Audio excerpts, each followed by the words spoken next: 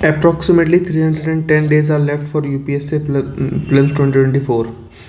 सो क्या सोर्सेज होने चाहिए, कैसे हम टारगेट करेंगे प्री और मेंस को, नोट्स कैसे बनाएं, एंड आंसर राइटिंग के लिए क्या अप्रोच होगी, इस वीडियो में इन सब पे बात होगी। साथ में सोर्सेज पे एक डिटेल्ड वीडियो सून आएगा, तो प्लीज़ सब्सक्राइब कर लेना। Okay, now July is here, August, September, October, November, December, January, February, March, April, May. So 6 महीने ये और 5 महीने ये, सो अप्रॉक्सीमेट 11 महीने हमारे पास हैं। ओके, 11 महीने में लगभग जो शुरुआती 6 महीने हैं ना, फोकस हमें क्या करना है कि शुरुआती 6 महीने यानी कि अब 15 मई आने वाली है, सो अप्रॉक्सीमेटली 165 डेज बचे हैं। इनमें ये टारगेट होना चाहिए कि प्री और मेंस दोनों पे थोड़ा अप्रोच कर लें। ठीक है, उस पर क्या अप्रोच करना है उस पर हम बात करेंगे अभी। नाउ अगले साल शुरुआत से जनवरी से मई तक प्रीलिम्स स्पेसिफिक पढ़ाई होनी है। उसमें 150 दिन आप लगेंगे, आपको देने ही देने हैं। क्यों? अभी तक नहीं दिए हैं तो देने ही पड़ेंगे। अगर आप फर्स्ट टाइमर हो तो देने पड़ेंगे, सेकंड टाइमर हो तो आप 3 महीने दे सकते हो, काम चल जाएगा। कंडीशन ये है, अच्छे से पढ़ाई करी हो फर्स्ट अटैम्प्ट में तो। ठीक है, नाउ प्रीलिम्स 23 हमने देखा, उसमें ओनली 1, ओनली 2, ओनली 3, ओनली 4 वाले बहुत से क्वेश्चन थे। अब ये कहने अगर ये कहूँ कि हो सकता है इस बार 70+ क्वेश्चन ऐसे आ जाए, तो कोई ये नहीं कह सकता कि ऐसे नहीं हो सकता। ठीक है, ई वाला प्रीलिम्स जो दिया है इसके बाद कुछ भी हो सकता है। सो इसी हिसाब से जो ऑप्शन को एलिमिनेट करने के चांसेस थे वो बहुत कम हो गए हैं। आपको अपने फैक्ट्स पे बहुत कमांड होना चाहिए, इसलिए द मिनिमम रिक्वायर्ड टाइम जो आपको फर्स्ट अटेम्प्टर को देना पड़ेगा वो 150 दिन है।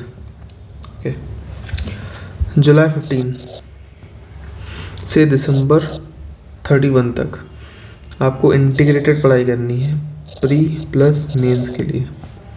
फोकस हमारा मेंस पे होगा, प्रीलिम्स पे होगा। मेंस पे क्या होगा कि आप नोट्स कवर बना लें, आंसर राइटिंग थोड़ी बहुत कर लें, प्लस सिलेबस कर लें कवर। प्रीलिम्स में भी सिलेबस हमारा कवर हो जाना चाहिए दिसंबर तक। नाउ आंसर राइटिंग की मैं बात कर रहा हूँ, तो आंसर राइटिंग पे थोड़ा फोकस इस तरीके से करना है कि इतना हमें पता हो, इतना आइडिया होना चाहिए बेसिक, कि जब 27 मई या फिर जून 24 से 2024 जून से आंसर राइटिंग करने बैठोगे ना आप, तो डर ना हो, अंदर से डर नहीं लगना चाहिए आंसर लिखने से पहले। तो उस डर को अभी ख़त्म कर लो। ठीक है, अगर आप नहीं समझ में आ रहा क्या लिखना है, कुछ भी पेन उठाओ, किताब बंद, सब कुछ बंद, बट लिखने लगो। ठीक है, इससे क्या होगा, जो फियर होगा ना लिखने का वो एंड हो जाएगा। ओके, प्रीलिम्स मेंस सही। प्रीलिम्स में सिलेबस में बस पॉलिटी है, इकोनॉमी है, एनवायरनमेंट है, ज्योग्राफी है, हिस्ट्री है, साइंस टेक है, एंड करंट अफेयर्स है। ओके, नाउ सी, ये सब जो भी है ना, ठीक है, ये सब जो कुछ भी है, ओके, इसमें कोई मार्क्स नहीं जुड़ा है आपके, कोई रैंक डिसाइड नहीं करेगा ये सब चीज़। ठीक है, ठीक है, बस क्वालिफाई करना है आपको। साथ में एक नेगेटिव है 1/3। ओके, मेंस की बात करें, मेंस में GS 1 है। GS 1 में चार सब्जेक्ट हैं, मतलब GS के 4 हैं, 1 to 4, GS 1, GS 2, GS 3, GS 4, इस टाइप से 250 मार्क्स के 4 हैं, तो 1000 मार्क्स के। ऑप्शनल के 250 के 2 पेपर, 500 मार्क्स। ऐसे का 250 का 1 पेपर, 250 मार्क्स। 2 लैंग्वेज के पेपर आते हैं जो क्वालिफाई करने होते हैं बस। तो ये जो हो गया, ये 1750 हो गया। ठीक है, इसके अलावा इंटरव्यू होता है हमारा। ना जो मेन बात समझने वाली है ना वो ये है, अब हमने एक बेसिक आइडिया ले लिया सिलेबस का, प्री मेंस का। अब थोड़ा डेप्थ में चलते हैं। GS 1 की बात करूँ, GS 1 में हमारे पास हिस्ट्री है, कल्चर है, वर्ल्ड हिस्ट्री है। ठीक है, इसके अलावा पोस्ट इंडिपेंडेंस भी है। ओके, वो खैर इसी में जोड़ लो, पोस्ट इंडिपेंडेंस है, सोसाइटी है, ज्योग्राफी है।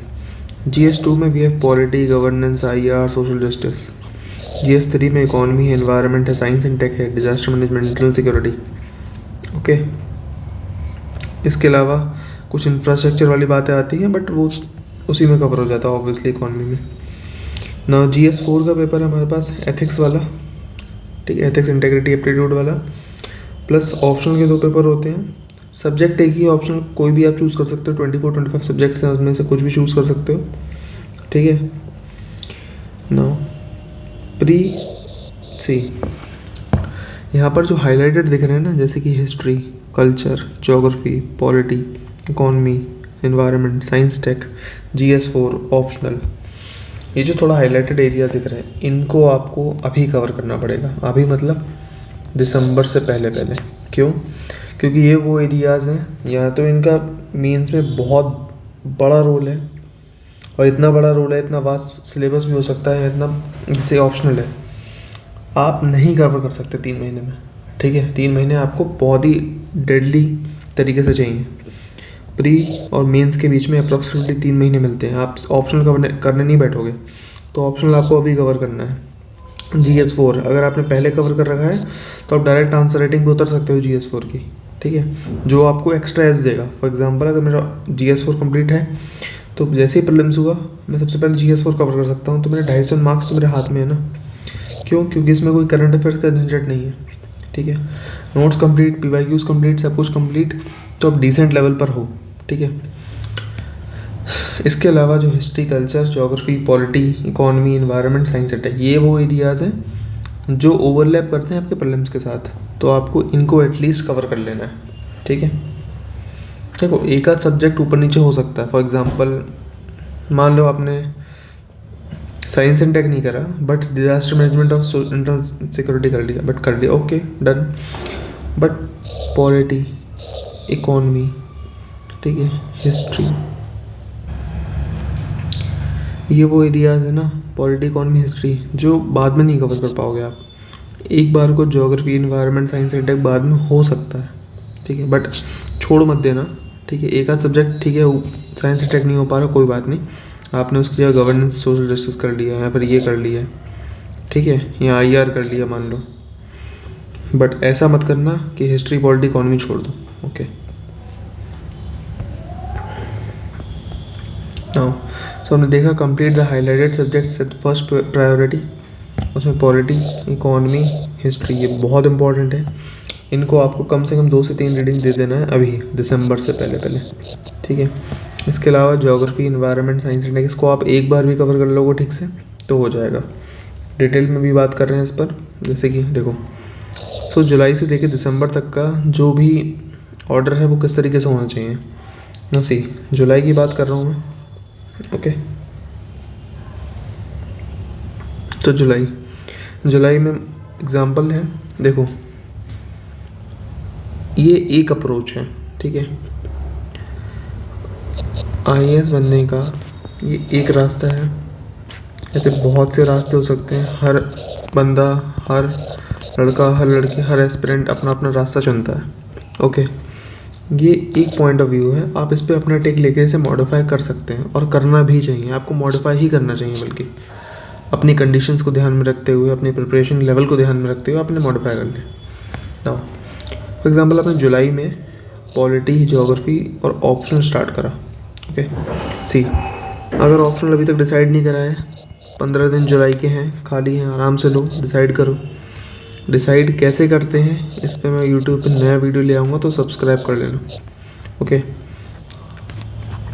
ऑप्शनल बहुत सारे हैं, आप डिसाइड कर सकते हो, डिसाइड करो और फटाफट ऑप्शनल में लग जाओ, क्योंकि ये टाइम लेगा बट मार्क्स अच्छे खासे देगा। इस पर कमांड है तो मार्क्स मिलेंगे, रिटर्न्स मिलेंगे, ओके। और ज़्यादा करंट अफेयर्स का भी नहीं रहता झंझट, अनलेस इट इज़ PSI या टाइप ऑप्शनल, ठीक है। एंथ्रो है, सोशियोलॉजी है, तो ज़्यादा करंट अफेयर्स का झंझट भी नहीं रहता, ओके। सो जुलाई है, जुलाई में आप पॉलिटी, ज्योग्राफी स्टार्ट कर दी, प्लस एटलीस्ट आपने ऑप्शनल स्टार्ट कर दिया, ठीक है। यहाँ उस पर थोड़ा समय दिया, किस तरीके से करना है। For example I am reading polity, तो एटलीस्ट मुझे प्रीलिम्स और मेंस को ध्यान में रखना है, मेंस का सिलेबस मुझे पता होना चाहिए, PYQs को बहुत अच्छे से कमांड में लेना है। याद रखना PYQs are far more greater than test series. PYQs आपको बहुत अच्छा रिटर्न देंगे टेस्ट सीरीज़ में से। नोट्स किस तरीके से यूज़ करने हैं, देखो नोट्स जो बनाओगे ना, डिटेल में वीडियो आएगा, सब्सक्राइब कर लेना अगेन। और नोट्स पर वीडियो इसी वीक आएगा कि नोट्स कैसे बनाने हैं। बट नोट्स को बनाने के लिए आप दो चीज़ों का यूज़ बहुत अच्छे से कर सकते हो, PYQs और टेस्ट सीरीज़। ओके, जो टेस्ट सीरीज़ लेते हैं ना कोचिंग वाले, वो PYQs से ही इंस्पायर्ड होते हैं कहीं ना कहीं। तो एक बार आपने PYQ कर लिया, फॉर एग्ज़ाम्पल ये एक क्वेश्चन है, इस क्वेश्चन के अलग अलग डायमेंशंस हो सकते हैं। फॉर एग्ज़ाम्पल कभी पूछा है पॉजिटिव ऑफ फेमिनिज्म, फिर कभी पूछ सकता है नेगेटिव, फिर कभी पूछ सकता है ग्लोबलाइजेशन एंड फेमिनिज्म का रिलेशन। ठीक है, how feminism has been for how industrial revolution has led to feminism, इस टाइप के क्वेश्चन आ सकता है। ओके, ग्लोबलाइजेशन हो गया, ऐसे ही इंडियन फेमिनिज्म, इस पे थोड़ा आ सकता है एक टेक। तो अलग अलग डायमेंशंस पे आपके पास कुछ कुछ पॉइंट्स होने चाहिए। ओके, इस पे हम बात करेंगे अच्छे से कैसे बनाने हैं नोट्स। बट आप जब भी नोट्स बनाओगे तो PYQ और टेस्ट सीरीज़ का बहुत अच्छे से ध्यान रखोगे। नाउ सपोज अगस्त आ गया, अगस्त में आप पॉलिटी और ज्योग्राफी का थोड़ा थोड़ा पोर्शन बचा था, तो आपने वो करा, साथ में हिस्ट्री स्टार्ट कर दिया अच्छे से, एंड ऑप्शनल पे आप आ चुके हो। ऑप्शनल पे भी याद रखना वापस से PYQ, नोट्स, सिलेबस बहुत अच्छे से ध्यान रखना है। ठीक है, सितंबर हिस्ट्री हो चुका है थोड़ा बहुत, फिर लेना है वापस से हिस्ट्री आ गया, ये हो चुका पूरा। इसकी जगह ले ली इन्वायरमेंट ने। ऑप्शनल कंटिन्यू रहेगा अक्टूबर। सी हिस्ट्री हो चुका, नया सब्जेक्ट आ गया इकॉनमी। इन्वायरमेंट छोटा सब्जेक्ट है, ज़्यादातर फोकस आप करोगे मैपिंग वाले पार्ट पर। ओके, क्योंकि मैपिंग में अगर क्वेश्चन आएगा तो बहुत बहुत हाई चांस है वो ओनली 1 ओनली 2 करके दे देगा। ठीक है, उसमें फिर आप कुछ नहीं कर सकते, वो आपको पता होना चाहिए। ठीक है, और देखो मैप ऐसे चीज़ें हैं ना जो आपको मेंस में भी मदद करेगा, ठीक है, और प्रीलिम्स में भी मदद करेगा, तो इसे अच्छे से कर लेना है। ओके, अक्टूबर है, इकॉनमी कर ली, साइंस एंड टेक स्टार्ट कर दिया, ख़त्म कर दी, फिर ऑप्शनल चलता रहेगा। इसके अलावा नवंबर आ गया तो हिस्ट्री और इकॉनमी। ना सी हिस्ट्री इकॉनमी ये वो चीज़ें हैं जो आपने पहली रीडिंग दी थी, they will take time, story दिमाग में बनना है। फिर इकॉनमी लिया, टाइम लेगा, बट अब क्या होगा, वो आधा टाइम लेगा अप्रॉक्सीमेटली, या अप्रॉक्सीमेटली वो कह सकते हो आप कि 75% टाइम लेगा पहले के हिसाब से। ओके, तो अब आप कर सकते हो साथ में एथिक्स कर लो, ऑप्शनल कर लो, और इन्हीं चीज़ों को दोबारा कंटिन्यू कर लो अगर नहीं हो पाता तो कवर। ठीक है, नाउ सी दिसंबर में 2 बातें ध्यान रखनी है इंपॉर्टेंट, कि ऑप्शनल जो है ना और एथिक्स ये कंप्लीट हो जाना चाहिए, ये आपकी फर्स्ट प्रायोरिटी रहेगी। भले ही कुछ मत करो दिसंबर में, बट ये दोनों निपटा ही लेना। क्यों, जनवरी से आप वैसे ही प्री पे फोकस करने वाले हो। ठीक है, एंड अगर रिवीजन हो रहा है तो रिवीजन कर लेना। जो प्रीलिम्स वाले सब्जेक्ट हैं history, polity, geography, economy, environment, science, tech, क्यों रिवीजन करना है दिसंबर में ज़रूरी, क्योंकि आप एक पेज पे आ जाओगे, एक माइंडसेट आ जाएगा, आप धीरे धीरे डेवलप हो गए। क्यों, मान लो आप जनवरी से स्टार्ट कर रहे हो तो 15 दिन तो आपका उस माइंडसेट में ही जाएगा। ठीक है, रिवाइज नहीं कर पा रहे हो, PYQs देखो, बार बार सॉल्व करो। एक टिप दे रहा हूँ मैं कैसे करता था। देखो सबको नहीं आते PYQ। फॉर एग्जांपल कोई क्वेश्चन है, ज़रूरी नहीं है वो हर बंदे को आए, टॉपर भी होगा ना उसे भी नहीं आते होंगे PYQ। जो इस साल का टॉपर निकला है ना, या अगले साल का निकलेगा, उससे आप दोबारा PYQ पूछ लोगे सब, तो वो नहीं बता पाएगा सारे। करना क्या होता है बेसिकली, अब क्या करो, मैं करता था मैं वो बता रहा हूँ। फॉर एग्जांपल एक PYQ है, ठीक है, उस PYQ को गूगल पे बोलो। ठीक है, नहीं पता नहीं आता, for example science and tech का रैंडम PYQ है, ठीक है, उसको आप गूगल पे वॉइस सर्च करो, जैसे गूगल असिस्टेंट पे सर्च मारते हैं, फिर एक टेस्ट सीरीज़ वाला टॉपर करके है, ठीक है, यहाँ टेक्स्ट बुक करके है, ये सॉल्व निकालते हैं, ठीक है, सॉल्व करते हैं, उनका सॉल्व पकड़ो, ठीक है, उसका स्क्रीनशॉट ले लो या वहाँ से नोट्स बना लो, ठीक है। डेली कम से कम टारगेट करो कि 20, कम से कम 10 से 20 PYQ को अच्छे से सॉल्व करना है, ठीक है। शुरुआत में कोशिश ये करो कि जो ऐसे सब्जेक्ट्स हैं जो जैसे कि साइंस एंड टेक है, आईआर टाइप के हैं, इन टाइप के जो क्वेश्चंस हैं ना, इनकी PYQ फटाफट निपटा लो, ठीक है, क्योंकि ये टाइम लेंगे, बाद में रिवीजन ज़्यादा लेंगे। वाई? बिकॉज अगर कोई क्वेश्चन आया है 3 पेरेंट बेबी पे, तो माइटोकॉन्ड्रियल डिजीज़ किससे रिलेटेड है, एग्जाम्पल पूछ लिया, तो 3 पेरेंट बेबी दे दिए एग्जाम्पल, ह्यूमन जीनोम क्लोनिंग दे दिया, कुछ भी दे दिया, ह्यूमन जीनोम प्रोजेक्ट, क्लोनिंग दे दिया, 3D प्रिंटिंग दे दिया, फॉर एग्जाम्पल ये 4 ऑप्शन है, ठीक है। कौन कौन से हैं? Human genome project, animal cloning, mitochondrial replacement theory, जिसे कहते हैं 3 पेरेंट बेबी, ओके, या फिर कोई भी रैंडम कुछ और दे दिया, ठीक है, DNA बार कोडिंग मान लो। सो ये ऑप्शंस हैं सर, इन चारों के बारे में आपको पता होना चाहिए, ठीक है। सो साइंस एंड टेक ऐसा एक है जहाँ पर आपको हर ऑप्शन के बारे में पता होना ही चाहिए, क्योंकि वहाँ से कई बार ऐसे देखा गया है कि ऑप्शंस में से ही बार बार क्वेश्चन बना लिए हैं। ये चीज़ आपको पॉलिटी के लिए भी पता होना चाहिए, बट पॉलिटी का आप लक्ष्मीकांत पढ़ोगे ही पढ़ोगे, ठीक है। जब वो किताब पढ़ोगे तो वो सब वहाँ सब है, ठीक है। तो ज़्यादा फोकस कहाँ करना है? ज़्यादा फोकस करना है साइंस एंड टेक जैसे सब्जेक्ट्स पर, ठीक है। इसके अलावा ऑप्शनल के वो कैसे चूज़ करना है सर, अभी बताया, इस पर एक वीडियो आएगा, जल्द आएगा, बहुत जल्द आएगा, तो सब्सक्राइब कर लेना।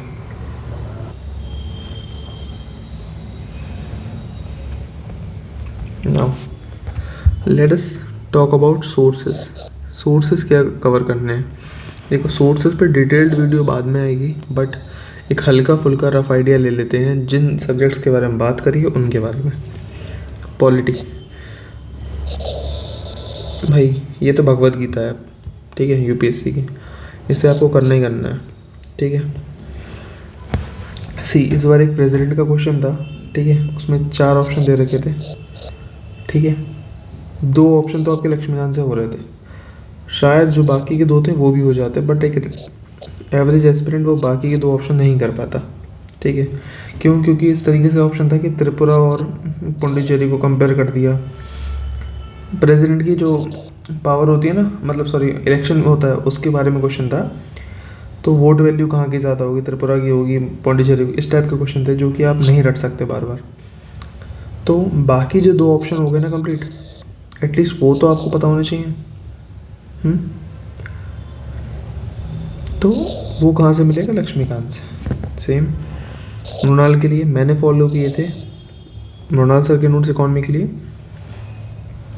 इसके ऑल्टरनेट आपको मिल सकते हैं, रमेश सिंह हो सकते हैं, श्रीराम आइस। मैंने इनको पढ़ा नहीं है तो मैं ज़्यादा बोलूँगा नहीं, बट हाँ मेरे बैचमेट्स हैं, क्लासमेट्स हैं, वो फॉलो करते हैं इसको, ठीक है।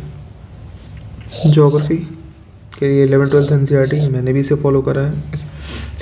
11th-12th NCERT जब आप पढ़ लो तो 6th से 10th की NCERT बाद में कर लेना, ये बाद में होगी, पहले 11th-12th की होगी, जैसे ही हो जाए वैसे ही कर लेना। क्यों? कभी का क्वेश्चन देखने को मिल जाता है। 7th क्लास की NCERT में से एक बार क्वेश्चन पूछा गया था कि वाटर लेवल को कंपेयर किया था, ठीक है, कि ओशन का वाटर लेवल कैसा होता है, आइस कैप्स का कैसा होता है, ग्राउंड वाटर का कैसा होता है, रिवर्स का कैसा, इस टाइप का क्वेश्चन पूछा गया था। ये चार्ट बना हुआ है 7th क्लास की NCERT में, बहुत प्यारा, तो वहाँ से मिल जाएगा, okay. History, okay. Again polity के लिए जब आप लक्ष्मीकांत पढ़ोगे ना, तो साथ में एक बुक है पॉलिटिकल थ्योरी, ठीक है, ये NCERT की क्लास 12th की है शायद, तो आप उसे कवर कर लेना अच्छे से। क्यों? वो मेन से मदद करेगी आपकी। तो लक्ष्मीकांत अगर आपको नहीं पढ़नी आ रही तो यूट्यूब पे टीचर हैं, ठीक है, बहुत सारे टीचर हैं, उन्होंने अच्छे से पढ़ाया है, समराइज़ किया है लक्ष्मीकांत को, वहाँ से कवर कर लो। ओके, इकोनॉमी है, कॉन्सेप्ट समझ में नहीं आ रहा है, गूगल कर लो, यूट्यूब देख लो। Same for geography. हिस्ट्री के लिए, मॉडर्न हिस्ट्री के लिए स्पेक्ट्रम, एंशिएंट मिडिवल के लिए तमिलनाडु बोर्ड एनसीईआरटी, और आर्ट एंड कल्चर के लिए एनसीईआरटी के fine arts only S. Now मैं अपना बताता हूँ। मॉडर्न के लिए मैंने स्पेक्ट्रम पढ़ी थी, बट उससे पहले मैंने वो पढ़ी थी, मैग्रो हिल की बुक आती है, ठीक है, मैंने वो पढ़ी थी, वो भी अच्छी बुक है। कौन सी? मैग्रो हिल, वो पढ़ सकते हो, उसमें बहुत अच्छे से दिया हुआ है, ठीक है। मैंने स्पेक्ट्रम भी पढ़ी है, मैंने मैग्रो हिल की दी है, पढ़ी है, ठीक है। बट मैं स्पेक्ट्रम में शिफ्ट क्यों हुआ, मुझे इनसिक्योरिटी और फोमो टाइप का होने लगा था कि कहीं मैं कुछ मिस तो नहीं कर रहा हूँ जो मैग्रो में ना दिया हो, स्पेक्ट्रम में दिया हो, तो ऐसा भी हो सकता है। दोनों बुक अच्छी हैं, मैंने दोनों पढ़ी हैं, तो मैं दोनों को कह सकता हूँ दोनों अच्छी हैं, कोई भी एक रेफ़र कर सकते हैं। एंशिएंट मिडिवल, तमिलनाडु बोर्ड या फिर एनसीईआरटी। तमिलनाडु बोर्ड में चीज़ें बहुत अच्छे से कनेक्टेड हैं, तो मेरी प्रायोरिटी यही है, तमिलनाडु बोर्ड कर लो, मैंने भी वही पढ़ी थी। आर्ट कल्चर, एनसीईआरटी के fine arts plus only S के एक शॉर्ट नोट्स आते हैं 50-60 पेज के, उन्हें ऐड कर लो, ठीक है। नो देखो, यहाँ पर कॉस्ट बेनिफिट बहुत कम है, इसे सबसे बाद में करना। कॉस्ट बेनिफिट तो बेसिकली इसका भी कम ही है, ठीक है। जो इम्पोर्टेंट सब्जेक्ट्स हैं उनको, एरियाज़ हैं, उन्हें पहले कवर करना। फॉर एग्जांपल ऐसा नहीं है कि 5 से 6 दिन, 4-5 दिन लगा दिया आपने इंडस वैली सिविलाइजेशन पे, ठीक है, और 1-2 दिन लगा दिया आपने बुद्धिज्म जैनिज्म पे, ऐसा मत करना, ठीक है। ये रिवर्स होगा, 4-5 दिन आपको देने हैं बुद्धिज्म जैनिज्म में, 1 दिन में हो जाएगा, 1-2 दिन में Indus valley civilization. And remember the facts, for example Indian valley civilization का, फिर साथ साथ हमारे वो है ना अशोक, इन दोनों के मैप पे कई सारे क्वेश्चन आ जाते हैं। इंडस वैली सिविलाइजेशन में साइट्स के क्वेश्चन आ जाएंगे, कहाँ कहाँ साइट थी इंडस वैली सिविलाइजेशन की। फिर अशोका ने कौन कौन सा झंडा कहाँ गाड़ा, मतलब पिलर कहाँ गाड़ा, तो वो सब पे क्वेश्चन पूछ देता है। सेम इन्वायरमेंट पे और ज्योग्राफी पे मैपिंग तो बहुत अच्छे से फोकस करनी है। मैपिंग के लिए एक ही बुक ले लो आराम से, ऑक्सफोर्ड एटलस, स्टूडेंट एटलस आती है वो। इन्वायरमेंट के लिए एनसीईआरटी कवर कर लेना, फिर शंकर आयस नो सी। मैंने दोनों नहीं पढ़ी हैं, मैंने इन्वायरमेंट को कवर किया था सुदर्शन सर से, प्लस मैंने इनको अनअकैडमी बुक्स से इंटीग्रेट कर लिया था, ठीक है। बस मैंने इतना करा था। बाकी इसका ऑल्टरनेट ये हो सकता है जो कि डूएबल है। Science and tech, obviously go for current affairs. ना सी, साइंस एंड टेक बहुत वास्ट है, ठीक है।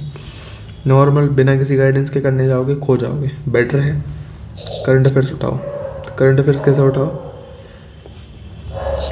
पीटी उठाओ। पीटी फॉर एग्जांपल 2024 के लिए दे रहे हो, तो जो इस साल की पीटी थी ना 2023 वाली, और अगले साल की जो आएगी, ये दो आपको कवर करनी है, ठीक है ना।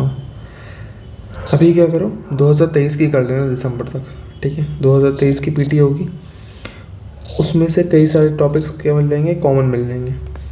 2023 की पीटी करोगे, उसमें फॉर एग्जांपल कहीं जीन्स लिख रखा है, आपको नहीं पता है, आप उसे गूगल करो या यूट्यूब देखो, क्रोमोसोम लिखा है, क्रोमोसोम और क्रोमैटिन और क्रोमैटिड, इनमें क्या अंतर है, नहीं पता है, गूगल करो या यूट्यूब करो, ठीक है। 3 पेरेंट बेबी क्या है, ह्यूमन जीनोम प्रोजेक्ट क्या है, ये टर्म्स मिलेंगे आपको, ये आपको मिलेंगे पीटी में, ठीक है। बस ज़्यादा डिटेल में नहीं दिया होता वहाँ पर, ये आपको खुद से यूट्यूब पर सर्च मारना पड़ेगा, गूगल करना पड़ेगा, ओके। इसके अलावा एथिक्स, मैं कोशिश करूँगा कि साइंस एंड टेक में मैं कुछ अच्छा दे दूँ। एक बार मेरा जो पीसीएस का प्रीलिम्स आ रहा है वो हो जाए तो मैं साइंस एंड टेक पे कुछ ना कुछ ज़रूर दूंगा, और वो यूट्यूब पे रहेगा, फ्री रहेगा, तो अगेन सब्सक्राइब कर लेना, ओके। एथिक्स में PYQ are the most important, ठीक है। थीम्स वापस रिपीट कर देता है, टॉपर के नोट्स बहुत इंपॉर्टेंट है। आंसर किस तरीके से लिखना है, किस टोन में आंसर को लिखना है, आंसर करना है। जो केस स्टडीज़ हैं, ठीक है, उन्हें किस टोन में लिखना है, आंसर करना है। इस तीनों को इंटीग्रेट कर लो, ठीक है, किसी बुक से ना। सिर्फ टॉपर के नोट्स हैं वो आपको टेलीग्राम पे मिल जाएंगे, ठीक है, अलग अलग चैनल्स हैं उन पे मिल जाएंगे टॉपर्स के खुद। फॉर एग्जांपल आईएएस गौरव बुडानिया हैं, ऐसे बहुत से चैनल हैं, वहाँ पर आपको मिल जाएगा। ओके, बाय द वे मेरे भी टेलीग्राम चैनल है, उसे ज्वाइन कर लेना, लिंक डिस्क्रिप्शन में मिल जाएगा। इसके अलावा आप लूसेंट की या किसी की बुक उठा सकते हो, या फिर कोई कोचिंग का नोट्स हो तो इन तीनों को इंटीग्रेट कर लो, नोट्स बना लो मेंस के हिसाब से, ठीक है। ओके, नाउ ये तो हो गई जनवरी तक की बात। अब जनवरी से मई के हम डिटेल में बाद में बात करेंगे, बट मैं अभी इतना कह देता हूँ, इस समय आप सिर्फ और सिर्फ रिवीजन पे ही फोकस कर पाएंगे और अपने नोट्स को या जो बुक्स हैं उन्हें कंसाइज करेंगे, ठीक है। इस समय आपको ये होना चाहिए कि आपने अगर पॉलिटी की पहली रीडिंग 20 दिन में की थी, तो मई मंथ में जाते जाते पॉलिटी की रीडिंग आप 1-2 दिन में कंप्लीट कर दो। ये कैसे होगा? तो आपको जो बेसिक इन्फॉर्मेशन होता है वो मेमोराइज़ करना पड़ेगा। आउटलाइन होता है चैप्टर का, उसे याद करना पड़ेगा। जैसे कि फॉर एग्ज़ाम्पल एक चैप्टर है प्रेसिडेंट का, ओके। प्रेसिडेंट ने बहुत कुछ दे रखा है नाउ, आपको पता होना चाहिए जो पहला, अब मैंने तो बहुत बार पढ़ रखी है तो मुझे आइडिया है। यहाँ पर है प्रेसिडेंट का चैप्टर स्टार्ट हो रहा है, ठीक है। यहाँ पर जो बेसिक इन्फॉर्मेशन दी है, यहाँ पर जो दिया हुआ है इलेक्शन में कौन पार्टिसिपेट करेगा, यहाँ तक थ्योरी दी है सर, मतलब रिटन में दिया हुआ है। यहाँ पर वोट वैल्यू के बारे में बात हुई है, ठीक है, वोट वैल्यू किसकी क्या है, एमपी एमएलए की वोट वैल्यू क्या होती है। यहाँ पर इलेक्शन में इसको ना इस तरीके से आप चार्ट बना सकते हो। फॉर एग्जांपल इलेक्शन में कौन पार्टिसिपेट करेगा, ओके। रिमूवल में कौन पार्टिसिपेट करता है, तो उसको अच्छे से समझाता हूँ एक बार, चलो। Election, removal, okay.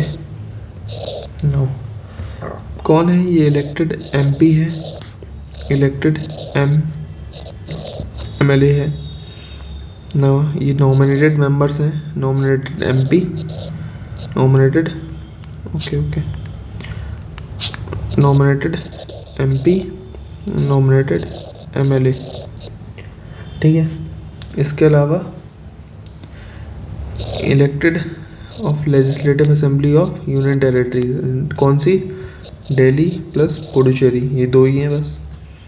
Now chart simple है, ये चीज़ अब लक्ष्मीकांत से बार बार पढ़ने से बेटर है आप समय दो इस चीज़ को, इस तरीके से बना लो, ठीक है। अब देखोगे इलेक्शन में तो इलेक्टेड एमपी भी पार्टिसिपेट कर रहा है, इलेक्टेड एमएलए पार्टिसिपेट कर रहा है। जो नॉमिनेटेड होगा ना वो कोई भी पार्टिसिपेट नहीं करेगा, ना ही एमएलए ना ही एमपी। फिर elected legislative assembly of union territory भी पार्टिसिपेट कर रहा है, ठीक है। ये जो है अपना, ठीक है, रेजिग्नेशन में या रिमूवल में कौन कौन पार्टिसिपेट कर रहा है? सिर्फ एमपी पार्टिसिपेट करते हैं, बाकी कोई पार्टिसिपेट नहीं करता ना। सही, ये चीज़ आपने 1-2 बार बना ली, ख़त्म है, ठीक है। अब इसको तुम बार बार बनाने थोड़ा ना बैठोगे, ठीक है, बार बार करने नहीं बैठोगे ना इस चीज़ को, ओके। इसी तरीके से, ठीक है, जो साइड में ना इस तरफ वोट वैल्यू दी है, वो कैसे कर सकते हो? जो भी वोट वैल्यू दी है, मान लो कुछ भी दिया है लिख लिया, कुछ भी दिया है लिख लिया। तो अगर ये इतनी इन्फॉर्मेशन ही तुमने यहाँ पर लिख ली ना, यहाँ पर इस एरिया में, तो ये तो नहीं पढ़ना पड़ेगा ना बार बार। जब ये नहीं पढ़ना पड़ेगा तो इसका टाइम बचेगा, बार बार का टाइम बचेगा और चीज़ें याद भी। इसी तरीके से एक और एग्जांपल देता हूँ, जैसे कि डिस्क्वालिफिकेशन की बात आती है एमपी एमएलए की। तो डिस्क्वालिफिकेशन होगा ना, डिस्क्वालिफिकेशन, ठीक है, जो भी डिस्क्वालिफिकेशन होगा वो 2 चीज़ों के अंडर होगा। अब ये चीज़ आप बुक में पढ़ोगे तो एक पूरे पेजेस में दी है, एक तो रोपा के अंडर होगा, representation of people act 1951, okay, या फिर वो होगा कॉन्स्टिट्यूशन ऑफ इंडिया के अंदर, या फिर वो चीज़ होगी डिफेक्शन के अंदर, ठीक है। जब कॉन्स्टिट्यूशन के अंदर हो रही है ना, तो उसमें OUUC प्लस P है। मतलब ये क्या है ना, O से मतलब ऑफिस ऑफ प्रॉफिट, U से अनसाउंड माइंड, U से अनडिस्चार्ज इंसॉल्वेंट, C से सिटीजनशिप नहीं रहा है, सिटीजन नहीं रहा, P से पार्लियामेंट ने कोई लॉ बनाया है, तो पार्लियामेंट ने जो लॉ बनाया है उस हिसाब से ये दो चीज़ें हैं, ठीक है। अब रोपा के लिए क्या है, रोपा के लिए जो प्रेसिडेंट का डिसीजन होगा वो फाइनल होगा, प्रेसिडेंट को इलेक्शन कमीशन का ओपिनियन लेना पड़ेगा, ठीक है।